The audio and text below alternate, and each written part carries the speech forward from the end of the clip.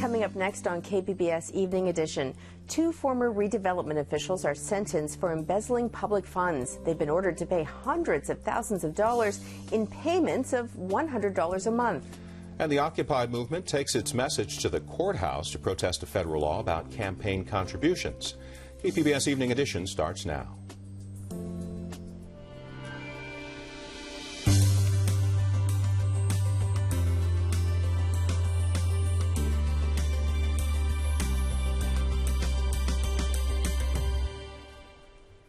Hello, thanks for joining us. I'm Joanne Ferrian. And I'm Dwayne Brown. There will be no jail time for 2 former redevelopment officials convicted of embezzling hundreds of thousands of dollars in public funds. Instead, they were sentenced to probation and a hefty fine. Today's sentencing included an order for community service, suspended sentences, and restitution payments from the former president and financial officer of the Southeastern Economic Development Corporation. Last year, Carolyn Smith and Dante Daycap pleaded guilty to giving huge bonuses to themselves and others over a 3-year period. Now they will have to pay $435,000 in restitution at a rate of $100 per month each. Now that rate could go up depending on their future income. A former San Diego councilman has until the end of the month before starting his prison sentence for taking bribes. Ralph Nzunza was sentenced to 21 months in connection with the city's Strippergate case. He was convicted of taking bribes from a Las Vegas strip club owner who wanted to overturn the city's no-touch ordinance for dancers. The U.S. Supreme Court turned down his final appeal earlier this month. Court was back in session at Camp Pendleton today in a major Iraq War crimes trial. Staff Sergeant Frank Wooderich is charged with manslaughter in connection with the deaths of 24 Iraqis. The court-martial was interrupted for nearly 2 days after the judge told lawyers on both sides to explore options. That started some speculation that a plea deal was in the works. But this morning, no deal. And another of Wooderich's squad mates was called to testify. Unemployment is still dropping in San Diego County. It was 8.9% last month, down 0.3% from November, and more than a full point down from December of 2010. The biggest job gains over the past year were in healthcare, scientific research and development, administrative services, and hospitality. The Occupy San Diego movement has some new recruits, women who turned out in large numbers to protest a federal elections law. The measure struck down previous limits on how much corporations can spend to influence a political campaign. They stood together, held protest signs, and the a cappella chorus even sang. And judges too, return our land to me and you. Yeah. Women Occupy San Diego and Common Cause put this rally on. Marjorie Cohn is a professor at the Thomas Jefferson School of Law. The Supreme Court not only made it easier to fund this kind of electioneering, but also made it harder for citizens to know who's actually behind it. The group wants the San Diego City Council to join other cities in overturning the Citizens United law. This is the first protest rally for Dee Dee Sumner. She drove down from Encinitas. I feel like we as regular citizens have to stand up and say enough's enough, and so that's why I'm here. Activists are occupying courthouses in more than 100 cities on the second anniversary of the Supreme Court ruling. It allows labor groups as well as corporations to spend unlimited amounts of money during federal elections. Julie McCain has joined in other Occupy protests. She says it all boils down to corporate greed. What I mean is that we're turning into a third world nation. We're going to have no middle class left by the time this government and these policies take full effect, and I don't agree with any of it. The belly button test, the belly button test. A corporation cannot pass the belly button test. Yes, the group says only people can pass the belly button test, not corporations. Los Angeles and New York have already approved resolutions calling on Congress to overturn the federal elections law. Our Friday Roundtable has a follow-up to a story we began covering months ago. Joanne and her guests have more on a proposed user fee for solar customers. The sun and hot air dominated the headlines this week. No, the weather was not the big story, but there was big news for solar energy users and another mayoral debate. Although some might say the race for San Diego mayor looks more like a slow, steady jog as the four leading candidates rehash their talking points in last week's debate. Joining me to rehash the week's top stories are Amita Sharma, KPBS investigative reporter, and Scott Lewis, CEO of voiceofsandiego.org. Thank you both for being here. Thanks. So, Scott, let's start with the mayoral race. We know we have four leading candidates, big names. Tell us about them. Well, there's basically two generations in the mayor's race. There's a more experienced generation, Bonnie DeMantis, the district attorney, and Bob Filner, the congressman. They're always talking about how young and joking about how young their rivals are.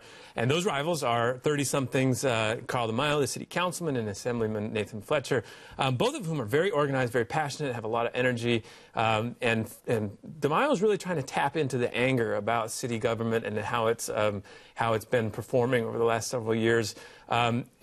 Fletcher's trying to present a vision of optimism and new generation and follow me and we'll figure it out. Bonnie DeMantis is really saying, look, promote me or make me the mayor. I have this steady hand. If you like the way things were going with Jerry Sanders, well, I'm the person to keep it going. And Bob Filner's in there just making jokes and wisecracks. The only Democrat. Yeah, and he's like, I'm the liberal. I'm going to take care of the working people and build the port and we're going to be carrying things around. It's going to be a great time. And he's a very showman, and it was good to get them all together, and I think it's been an interesting week.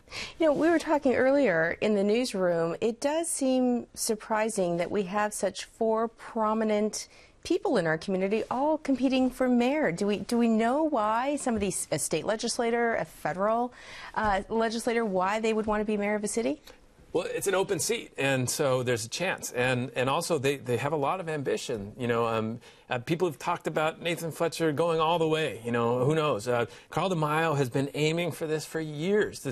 He's set up for this debate. He's been studying and researching, and he has a whole book on what he would do with the city.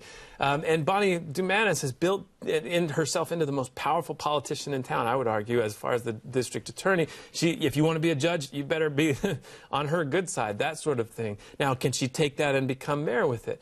And then Bob Filner, he's supposedly the default liberal and the progressive, but has he done enough to actually communicate to the community and be as organized as possible to communicate to the community that he is the Democrat and he is the one in there, because it's not going to say Democrat next to his name. And then the question of why would people who hold federal positions like Congressman Filner, someone who holds a county position like District Attorney Bonnie DeMantis, why would they want to be the mayor of San Diego? San Diego's a large city. It's on the national radar. To be mayor of the city of San Diego now with the strong mayor title is very powerful. I mean, to override the veto of a mayor, at least next year, you'll need 6 city council votes. And San Diego, at least in the case of former U.S. Senator Pete Wilson, has been a launching pad for people to, as you said, may go all the way. Nathan Fletcher could go all the way if he gets this. I mean, Pete Wilson, he was mayor, then he became governor. Maybe he became senator, and then he became governor, and he ran for president. So this is a position that can take you far.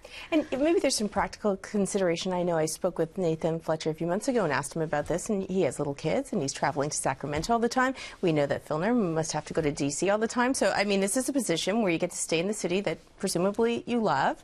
I want to touch a little bit on the debate, though. Last Friday's big debate, you were there, Scott. Give us the highlights.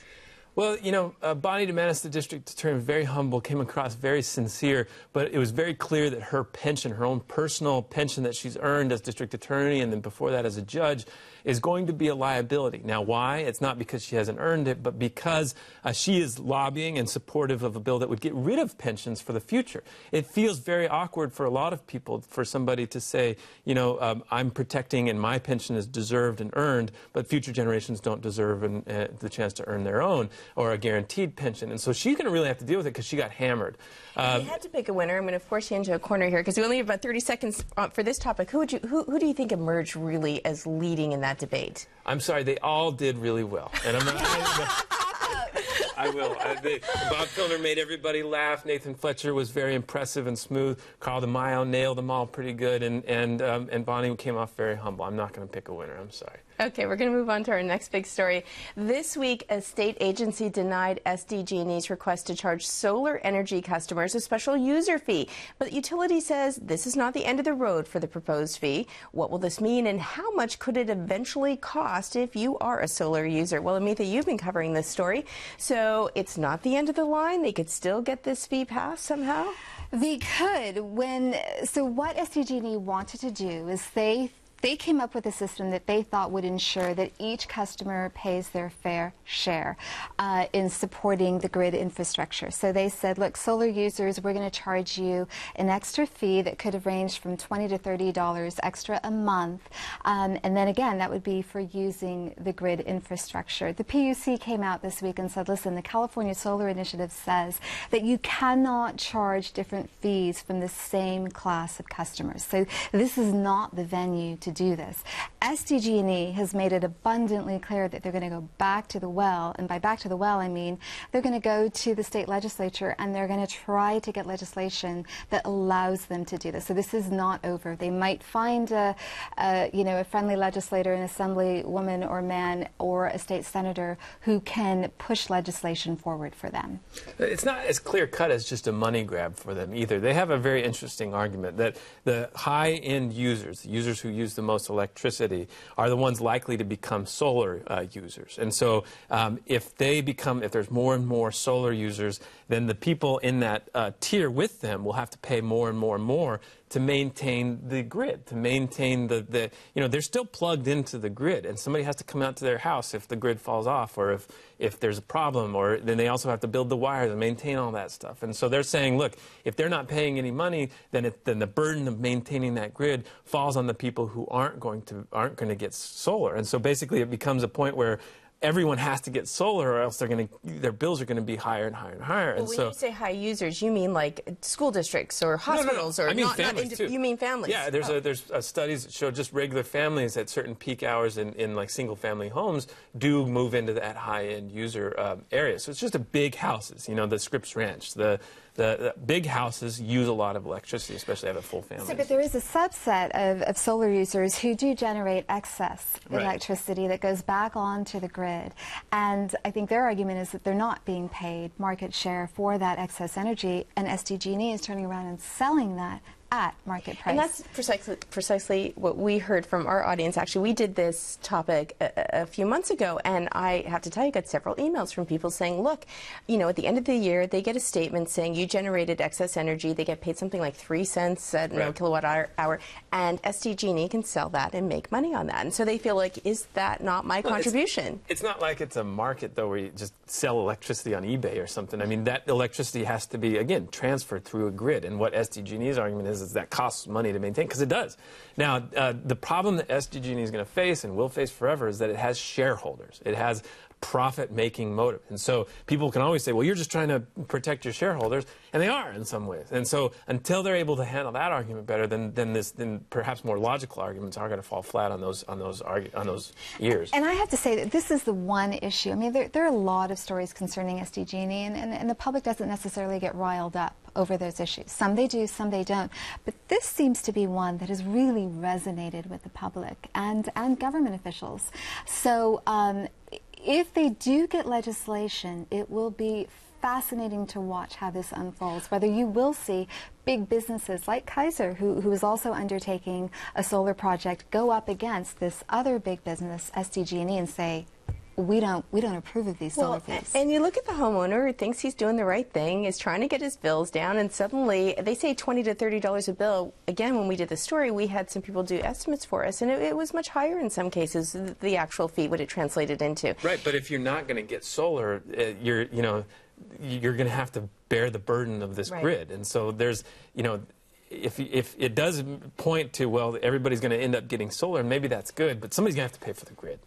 Then the other issue is this a disincentive to solar? That if these fees are ultimately levied, then are people going to say, well, I was thinking about doing it, but I'm not going to do it now? We haven't got a lot of time to get into it, but we should also tell our audience that at the same time, SDG&E came up with a plan that said, hey, you can buy solar from us. So interesting that if this fee goes through and people are sort of, they lack the incentive financially to get into it, well, now you can buy it from there. So we'll have to see where that goes. Thank you so much, Amitha Sharma and Scott Lewis. Thank you.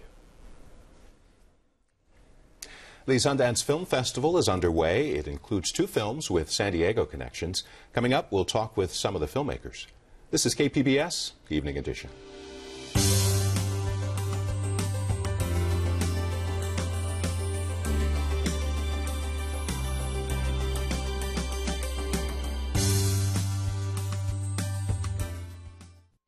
Tonight on KPBS at 8, it's PBS's longest-running public affairs series, featuring Washington's top journalists analyzing the week's news on Washington Week.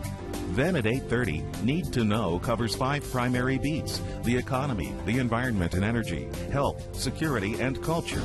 And at 9, Frontline examines the nuclear accident in Japan and the relicensing of a nuclear plant only 38 miles from Manhattan. That's tonight on KPBS.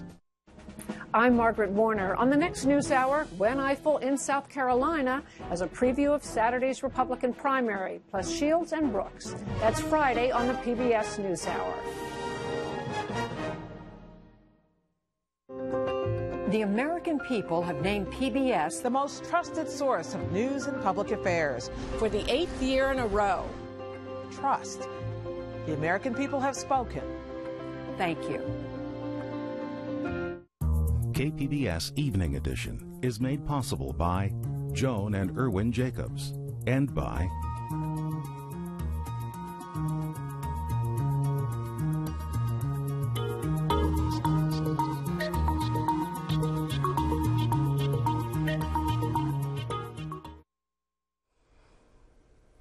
Second Lady Jill Biden paid a visit to Camp Pendleton today. The wife of Vice President Joe Biden got a chance to watch some military exercises and talk with Marines. Dr. Biden and First Lady Michelle Obama have spearheaded a White House campaign to support military families. A San Diego woman is a finalist for the title Military Spouse of the Year. Carrie Bryant is married to a Marine stationed at MCAS Miramar. He teamed up with his mother-in-law to nominate Bryant. The contest is run by the Military Spouse magazine. Bryant is the installation school liaison for Miramar. The winner of the contest will be announced in May.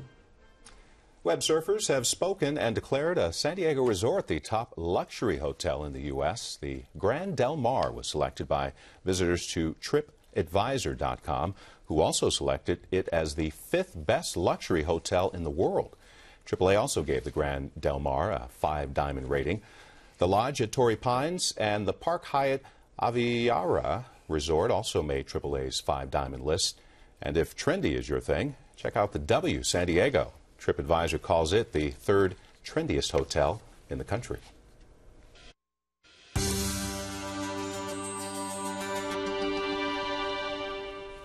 Two films with San Diego ties make their world premiere today at the Sundance Film Festival. KPBS arts reporter Beth Accomando met with 2 of the filmmakers before they left for Park City, Utah. Last summer, I helped filmmaker and former SDSU grad student Destin Cretton shoot a scene at the KPBS studios for I'm Not a Hipster, a film set against the backdrop of the San Diego indie music scene. Why'd you leave the farm? You wanted to be closer to the ocean? No, I hate the beach. Seriously, though, man, why'd you pick San Diego? There's a lot of cities with indie music scenes, you know. I hear Austin's nipping at our heels.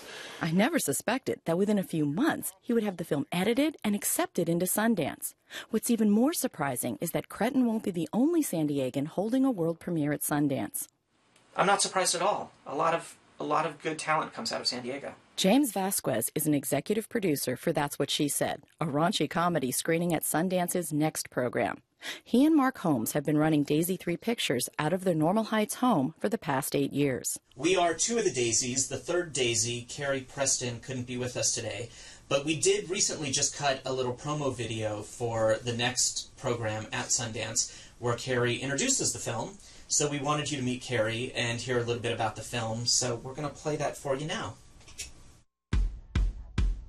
Hi, I'm Carrie Preston. I directed That's What She Said, which will be appearing in the Next category at the 2012 Sundance Film Festival. My production company, Daisy 3 Pictures, produced the film in association with Locomotive, and we shot it in 20 days here in New York City. Vasquez explains that both San Diego films are screening as part of the recently added sidebar called Next. The Next program, I think, is Sundance sort of getting back to its original roots and supporting and showcasing filmmakers with strong voices and give filmmakers an opportunity to bring films in that aren't of high budgets, that are really of limited budgets or no budget movies, as we jokingly call them. Holmes is thrilled that the first film they submitted to Sundance got in. It's the biggest independent film festival in the world. It's the film festival that everyone wants to get into, because getting in a lot of times means the difference between getting some kind of distribution deal and not, the difference between actually your film getting a life and not. So it's a huge, huge thing to get in. You get accepted to Sundance and the phone starts ringing immediately, with distribution companies calling, wanting to set up appointments, wanting screeners of the film. Films like That's What She Said go to Sundance with the hopes of locking down a distribution deal. But promoting a film at the festival has been changed in recent years by social media. We have a That's What She Said Twitter account. We've been marketing through Facebook. The trailer has been on the Hollywood Reporter site. The internet changes the way you have to market now. You don't have to be out there standing in the cold, handing out postcards as much as I think you used to. Now, no one is holding a postcard. Everyone's holding an iPhone. So if you've posted a trailer or like a link to the Sundance page for the film on Facebook, they're looking at it on their phone. Technology also means Holmes can edit on his home computer and easily share files with Preston across the continent. That makes it easier to stay based in San Diego. So suddenly there's this thing where it does not matter where you are. I mean, we're in San Diego, but other parts of the film were being done on the East Coast, the West Coast. I mean, the world has just completely changed in 5 years as far as what you can do and where everyone can be while you're doing it. Right now, the three Daisies are sitting in a theater watching their film on spool at Sundance. And according to the internet, they don't have to worry about filling seats. All their screenings are already sold out. KPBS arts reporter Beth Accomando will be checking back in with the filmmakers to see how their screenings went. In a moment, we'll show you an unusual exhibit at the San Diego Museum of Art. This is KPBS Evening Edition.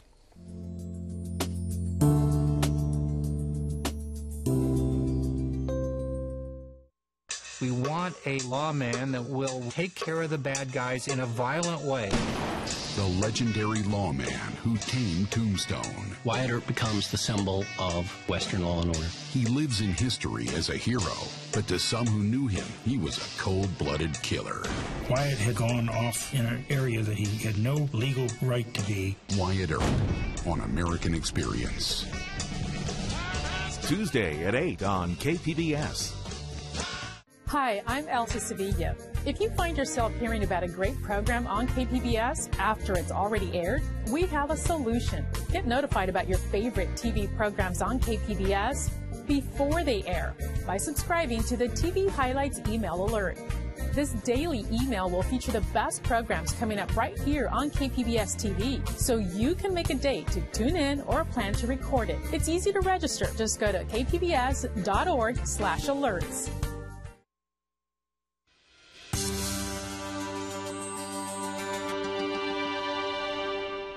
Welcome back to the Public Square on KPBS Evening Edition. This week, in his State of the State address, Governor Jerry Brown threw his support behind the troubled $98 million high-speed rail project. The project was originally approved by voters, linking Los Angeles and the San Francisco Bay areas. Critics say the cost continues to increase and there is no stable funding source. The governor argues the state will build the line incrementally. Well, many of you had something to say on kpbs.org. Let's start with Pizza Guy, who writes, success of the European systems is partly due to the fact that the train is linked to a variety of intermodal transportation that allows riders to proceed to most parts of a city within an hour of arriving at the destination. Let's make the train take people to where they really want to go. And what would the Public Square be without a comment from Peking Duck, who says, this is an investment in our future, something that will benefit our state long term. And finally, E. Sarman wants to know how many people would be employed by this project for initial construction and sustaining maintenance. Well, we can tell you this, E. Sarman. The California High-Speed Rail Authority says over the next 5 years, the project will create 100,000 job years. And what is a job year exactly? Well, it is 1 year of work for one person. You can weigh in on this conversation by following us on Twitter, liking us on Facebook, and of course you can always send me an email, jtherian@kpbs.org.